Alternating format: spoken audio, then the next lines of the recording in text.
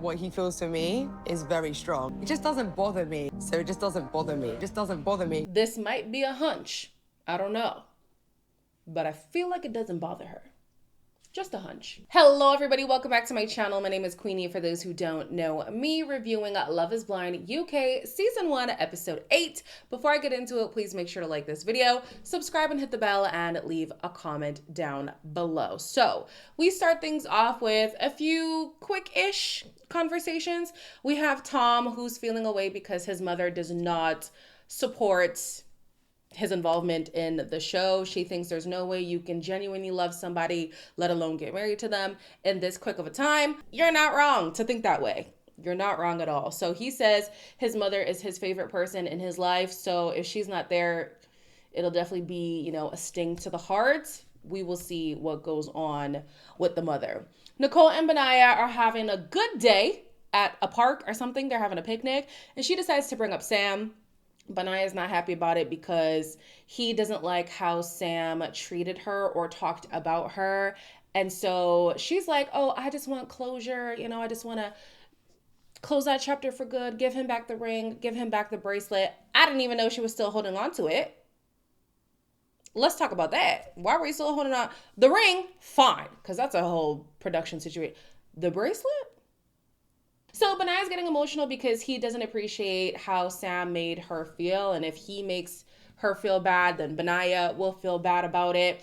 With the whole closure thing, I think sometimes people want closure, but it's really them either wanting something to still be mad about or to give themselves a reason to get back with that person. Now, the way that she handled the closure, I think, was good. But oftentimes people who are like, I just need closure. No, you don't. No, you don't. You need an excuse, not closure. The couples meet up again, but this time we have some new arrivals. We will touch on them a little bit later.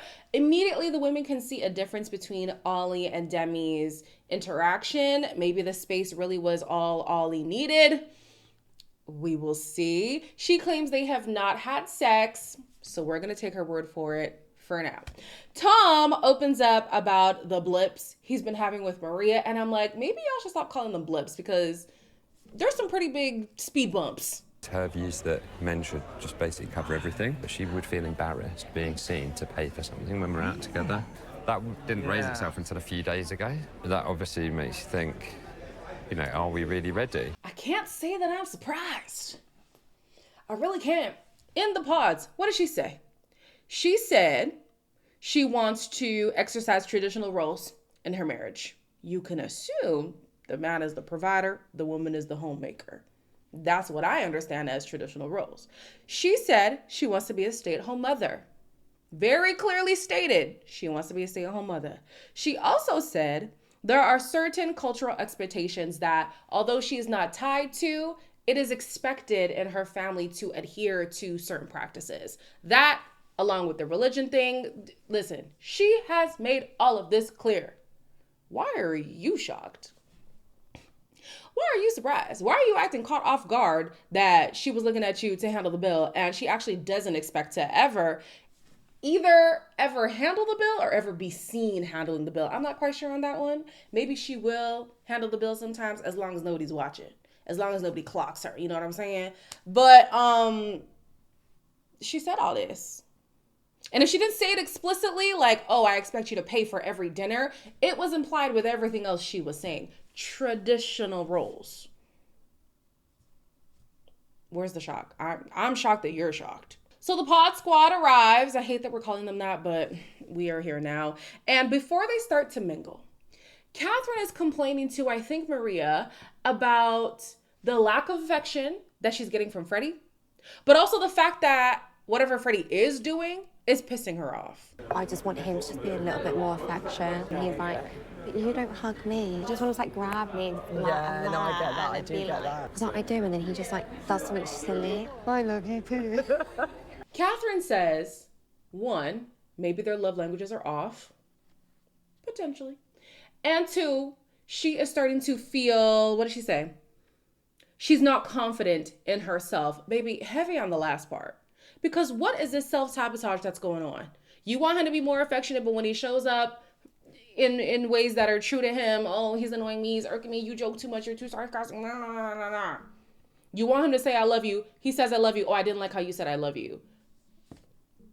What do you want, girl? What do you want?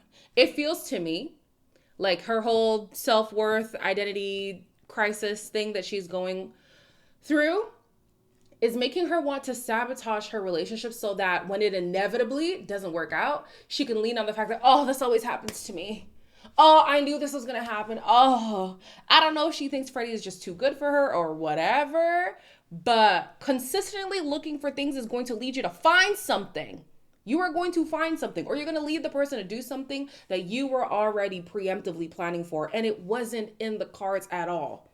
Like I said in the previous video, I don't believe that there are excuses to cheating. However, there are reasons and there is context to cheating. Ollie is excited to see his boys from the pods, and they make sure to do a quick little temperature check. You know, how are things doing? Turns out Ollie is hot and bothered, and he's not the only one. If another female was to catch your interest, I don't think another girl could catch my interest. Okay. Who's that? Baby, who are they speaking? This is mad.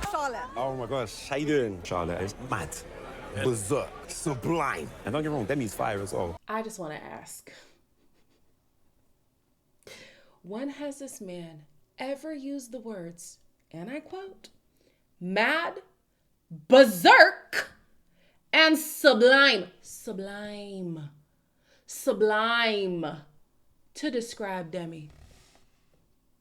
He has said, oh, she's fire though. Not sublime, not berserk. Sublime and berserk are crazy. That's crazy. And so to the Ollie warriors in the chat who are like, you guys are being so mean. It's things like this. It's when he is talking to Catherine. It's when he is saying, oh, I feel like there's something there. I feel like she's giving me eyes. It's when he is seemingly not reciprocating the affection that you would expect considering how they are on their own. It's how he says, this girl is berserk, mad, and sublime, while Demi is fire. I mean, fire is still good, but in comparison to those words, not so much. Not so much. So to the Ollie warriors, love that for you. Listen, Ollie, you got your goons in the chat. They're here, they're present, and they're ready for action. I just want y'all to actually listen to what this man is. Sublime. Sublime. Be so for real. Nah, I'm sorry. I'm not over the sublime thing because as per the Oxford Dictionary, sublime means of such excellence, grandeur, or beauty as to inspire great admiration or awe. I actually need this man to stop playing in her face. Yo, this man is playing in Demi's face. Madness. Sam strolls in. I'm still shocked at the stature of this man. I did not think he was this big. And also, because he was meeting Nicole, I was like, okay, maybe Nicole's just that small. No, I think he's even taller than Ollie. And Ollie, to me, just looks like a pretty big dude. This guy's big. I'm shocked. But anyways, he is trying to talk to Benaya and Nicole. They're not really keen on talking to him. He wants to just work the room and talk to everybody. What are you doing? Be cool. Good to see you, mate. How you doing, buddy? Yeah. You good? You good? I need to meet people. I feel like I haven't met everyone. He'd say hello to you. No. Literally, it's like my ex. Like, does it? the image of my ex. It's very weird. Like, fitting image. What do you think of all the girls? Now you've seen them? She's nice. Yeah. I think she's attractive. Oh, I heard you the first time. Think how that should make me feel. I said Think how that should make me feel. Catherine, don't piss me off, please. Like, what the freak is up with this girl?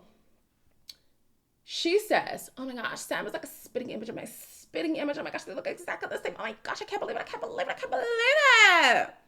Then she asks Freddie, what do you think about the other girls? Oh yeah, what did she say? She's nice. And then he said she's attractive. I heard you the first time.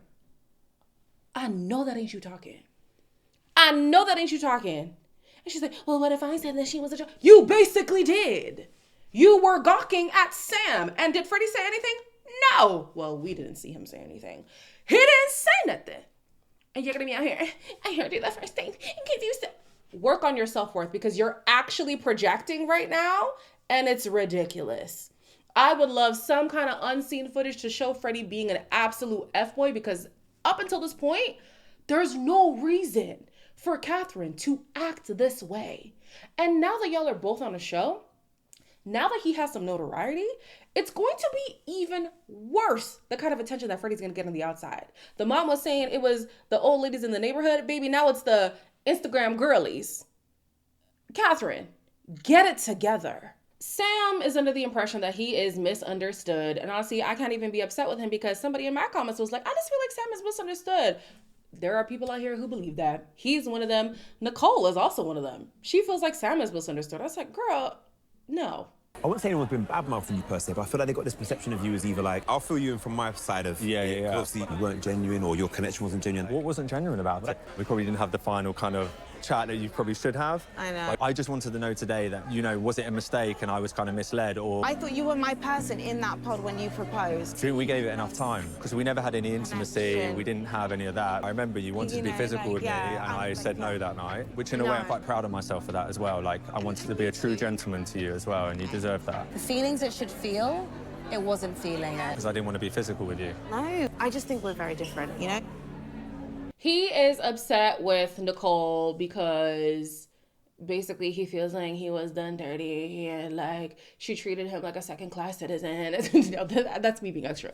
I wish Nicole was listening to Jasmine, because she would have known off rip that you were his backup. It wasn't even that she was a second choice. You were literally a backup. The man says beggars cannot be choosers, referring to you. To you. I don't know if that information would change her perspective on Sam, but I wish she would have listened to Jasmine more so she could focus on her connection with Benaya. Granted, in the pods, in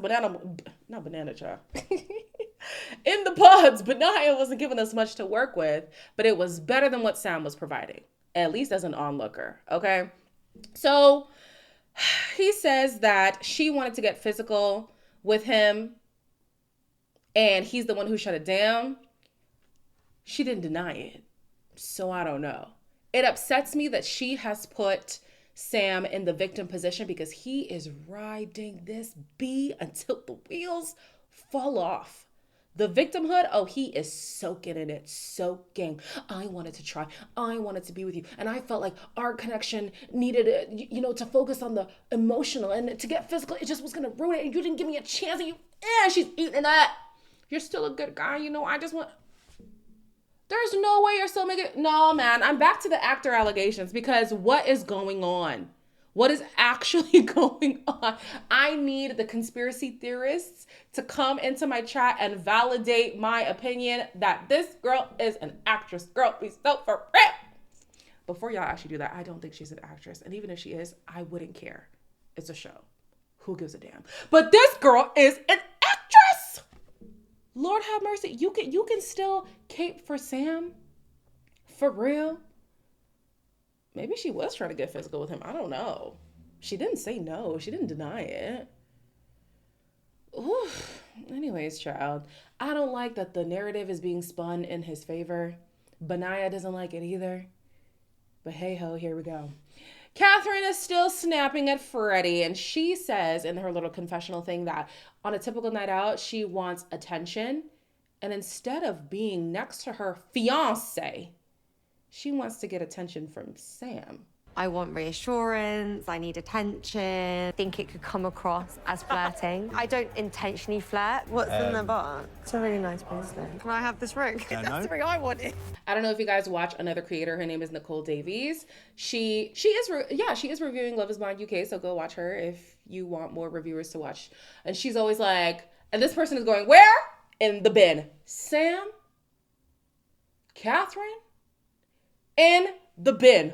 Ollie, you might be in recycling right now. But them two, Catherine and Sam, in the bin. Catherine, how dare you be seemingly upset, we don't know with editing and stuff, seemingly be upset for days with Freddie about a cheating situation that happened 7 years ago when you, in present day, are going to blatantly flirt with a man, not your fiance, on the heels of being married? How dare you? How dare you?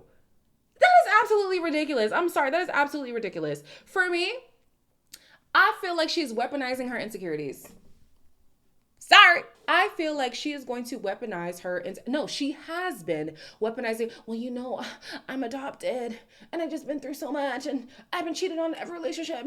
I struggle with some. Okay, well, girl, go and heal if that's the case. Take some time to yourself and get in the right headspace to be in a relationship, because now you're ruining something that is good. At least to us, it looks good so far. For whatever story you've created in your mind that is not happening. It's not happening.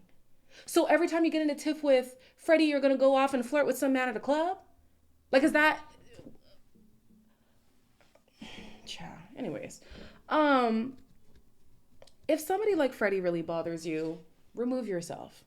If you want somebody who caters to your needs more than he does, find that person. Stop wasting people's time. Especially Freddie's time, because y'all know how I feel about Freddie. Okay? Y'all know how I feel about Freddie. Moving on. Tom says that he doesn't say this, but I'm saying it. He is surprisingly enamored by Tash's appearance, and so, of course, he has to go see how she's doing. Do I look how I thought I was going to look like? How you thought I was going to... I don't look the same. You're a lot more put together than I expected. You are pretty similar to what I thought you were going to look like, to be honest. I just think you're literally such an incredible person, Tom. Whatever makes you happy, like... I know I told you that I like falling in love with you, and I meant that when I said it. It's difficult to hear that because there's a lot of unresolved connection. Oh, I don't care about that. No, doesn't bother you. I have a question. Is it insulting to say run-of-the-mill? Because some people were like, girl, not run-of-the-mill. Oh my gosh, why would you say? Is that bad? I didn't think it was bad. Maybe it is bad. I'll stop saying it if it's bad. But what I was saying was he left Tash for Maria because Tash is typically what he goes for. And he didn't want to do that. He didn't want to go through the same pattern that he was used to. Obviously, it led him to Love is Blind. It hasn't been working. So try something different. I won't say run-of-the-mill, though. Apparently, that's not nice to say. I feel like at this point, Maria has been pretty upfront with who she is and her expectations in a relationship. So if he is not with that, he needs to speak up and say that. He needs to speak up. At least on Maria's side, it is Tom's prerogative to want to go and entertain whoever he wants to. That is none of her business. Although I don't believe that she's not bothered, it doesn't help her to be bothered. It really doesn't. She has shown herself. She has said, this is who I am, take it or leave it. If he wants to leave, that's his business. At least at the end of the day, she knows she was authentic to who she is. And I believe that to be true. I think how she has presented herself is just who she is. She doesn't strike me as somebody who needs to sugarcoat things, and she hasn't done that with Tom in the slightest. It's Tom who I have been questioning his genuinity. His authenticity, because I don't even know if genuinity is a word. He has been coming off as disingenuous for me. I don't know. Yeah, Tom, I don't know about you. You might go in the bin too. Not me just taking Nicole's phrase. Yeah, in the bin you go with Sam and Catherine. Benaya wants to confront Sam, and I know Sam was just sitting there like, please, you can't step to me. But Benaya, he tried his best to hold his own. I think your intentions were disingenuous going into this. You were here for ill intention. I'm really upset I'm seeing this side of you, bro. You sound really bitter. And I don't know why. Do you know why I came on the show? I think I've got a good idea. We had an amazing connection in the pod, and she even admitted it tonight. Does she know what happened when she said, oh, sorry, wait till you're finished. She wanted to sleep with me, and I said no, yeah? You better defend your woman, Benaya. I know that's right. He was trying to put Sam in his place. I don't know how successful that was, but it's the attempt that counts, okay, Benaya? You saw your woman being disrespected and you were not having it, okay? Not on your watch. Not on my watch. Not on your watch, sir. Love that. Now let's talk about Nicole. Nicole, were you fiending for a penin? Were you fiending for a penin? Because It's been brought up a few times now by Sam, and it's not looking like you're beating the allegations, sister. I don't know. Later on, Benaya and Nicole have a conversation about what he spoke about with Sam. He brings up the whole wanting to be intimate thing, and she, again, doesn't deny. It's not looking good, bro. It's not looking good, Nicole. It's really not looking good. And then she's still like, well, you know, let bygones be bygones. I still think that he is a good person. Oh, girl, Nicole. Nicole. Stop saying that. Stop. Maria, who, for the record, is unbothered, is wanting to have a conversation with Tom about what he spoke about with Tash. What did Tasha say to you? That conversation was a lot more intense. It was like super emotional for her, and like we did have a really deep connection. There was some stuff that she wanted to get off her chest. It was quite intense. Stuff like what? She got the big L word out, basically. She said, I love you yesterday.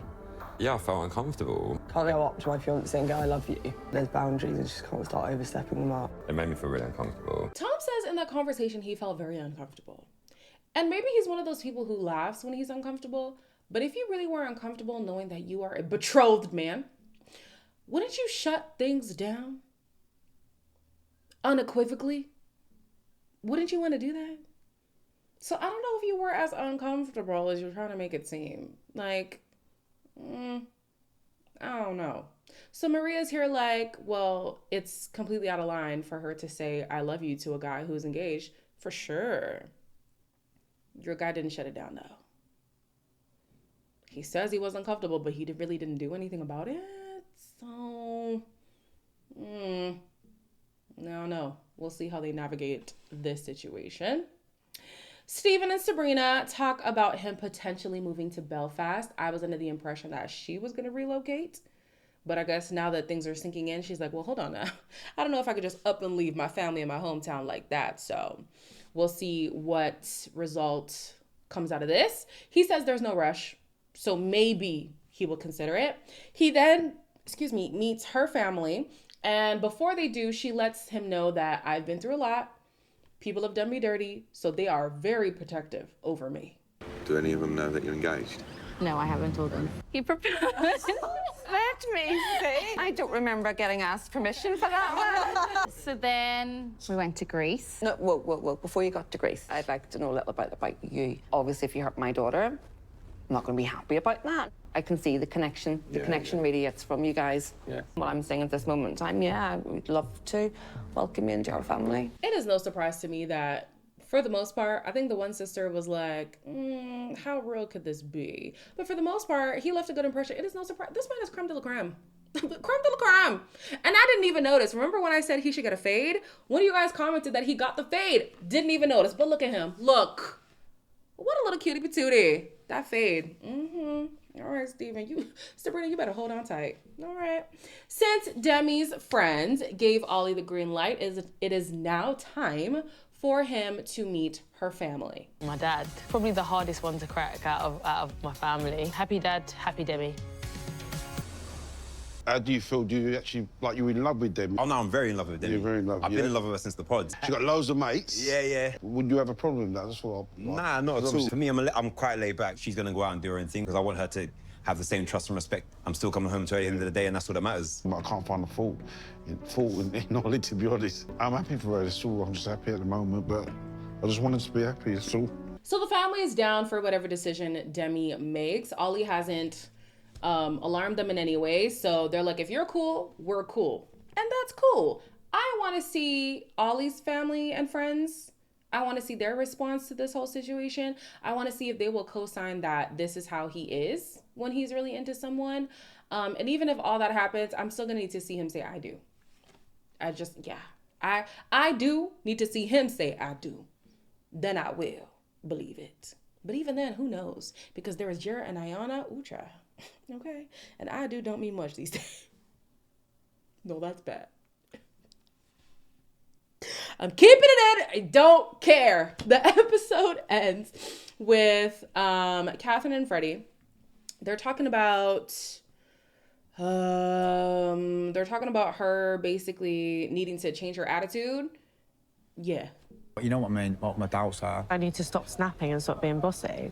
You've not shut up about it. I got bullied a lot as a kid, and that's probably why in Fiery, being adopted, it's had like a mental, emotional effect on me. But I'm willing to sit back and assess my attitude towards you. It has to be put into practice for a long period of time, not just a couple of weeks. What do you want me to do? Making me out to be like some demon. I'm not.